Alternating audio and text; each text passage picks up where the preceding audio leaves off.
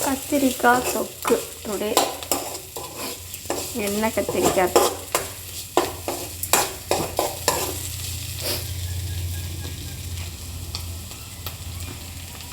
நல்லெண்ணெய் ஊற்றி கடுகு தாளிச்சிட்டு சீரகம் மிளகு சோம்பு தாளிச்சிட்டு கத்திரிக்காய் சின்ன ஸ்லைஸ் அந்த மாதிரி ரவுண்டாக எவ்வளோ சின்னதாக வெட்ட முடியுமோ அந்த மாதிரி வெட்டிக்கணும். அப்படியே எண்ணெயிலேயே ஃப்ரை பண்ணிடணும் கத்திரிக்காயை. அடுத்து வெங்காயம் போடுறோம், கருவேப்பிலை போட்டுருக்கு, மிளகாத்தூள் மஞ்சத்தூளும் போட்டு வதக்கிட்டுருக்கோம்.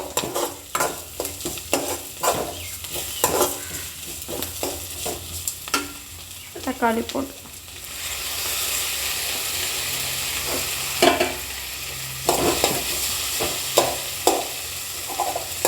எண்ணெய் அதிகமாக ஊற்றணும், பண்ணால் தான் நல்லாயிருக்கும் கத்திரிக்காய். ஒரு வாரம் நல்லா அப்படியே கெட்டு போகாமல் இருக்கும். தண்ணியே சேர்க்காமல் புளி தண்ணி மட்டும் சேர்க்கணும்.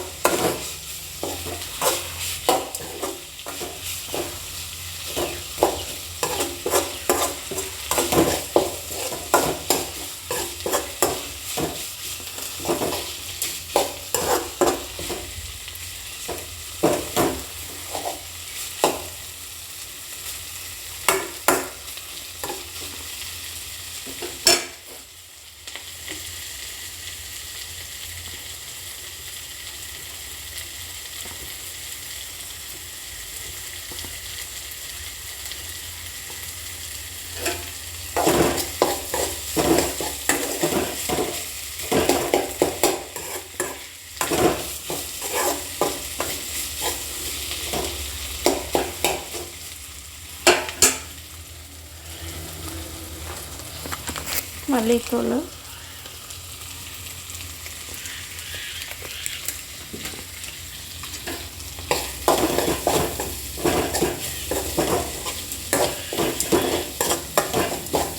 தண்ணியே இல்லாமல் புளி தண்ணி மட்டும்தான் இதோட.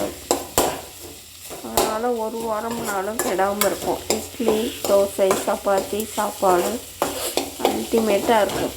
செஞ்சு பாருங்கள்.